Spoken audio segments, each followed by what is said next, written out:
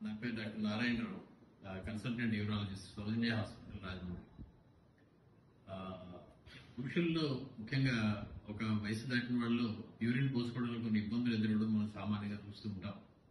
అవన్నీ వయసు వల్ల వస్తుంటాయి, అలాగే ఉంటుంది అని చెప్పి అశ్రద్ధ చేసేటువంటి రోజులు పోయాయి.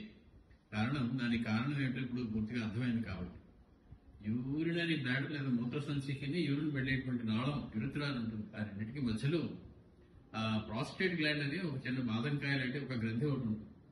ఆ గ్రంథి 45 ఏళ్ళు దాటిన దగ్గర నుంచి నెమ్మదిగా సైజు పెరుగుతుంది. నార్మల్గా దాని వయసు సైజు సుమారు 11 గ్రాములు అలా ఉంటుంది. వయసు పెరిగిన కొద్దీ అది అలా 20 గ్రాములు, 40 గ్రాములు, 60 గ్రాములు, 120 గ్రాములు అలాగా సైజు పెరిగే అవకాశం ఉంది.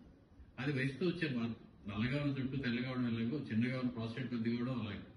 కానీ దానివల్ల యూరిన్తో ఇబ్బందులు వస్తుంటే కనుక ఈ రోజుల్లో మంచి మందులు ఉన్నాయి. వాటికి 2-3 రకాల మందులు ఉన్నాయి. వాటితో దాని సైజును తగ్గించవచ్చు, దానివల్ల వచ్చేటువంటి సిమ్టమ్స్ తగ్గించవచ్చు. లేదా మందులు ఏమి పనిచేయనట్లుగా ఉన్నట్లయితే ఆపరేషన్ కూడా చేసేటువంటి అవకాశం ఉంది.